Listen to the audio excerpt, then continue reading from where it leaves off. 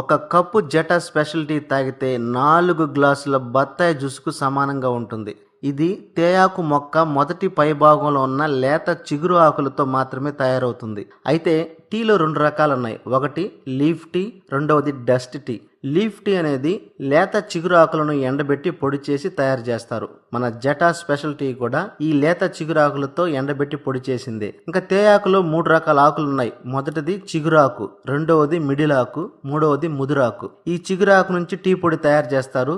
మన జటా special tea కూడా లేత చిగురాకుల నుంచి తయారు చేసిందే. ఇక మిడిల్ ఆకు, ముదురాకులతో టీ పొడి కూడా తయారు చేస్తారు. అయితే దీని తయారీలో టానిన్ అనే ఆల్కహాల్ కంటెంట్ ను కలుపుతారు. ఈ ఆల్కహాల్ కంటెంట్ మనం రోజు ఎక్కువ సార్లు టీ తాగడానికి ప్రేరేపిస్తూ ఉంటుంది. దీనివల్ల మనకు గ్యాస్ ప్రాబ్లం, జీర్ణ సమస్యలు, ఆకలి వేయకపోవడం, అల్సర్ వంటి సమస్యలు ఏర్పడతాయి. కాబట్టి చాలా వరకు ఈ డస్ట్ టీని అవాయిడ్ చేయడమే మంచిది. అయితే లేత చిగురాకులతో తయారు చేసిన వెస్టేజ్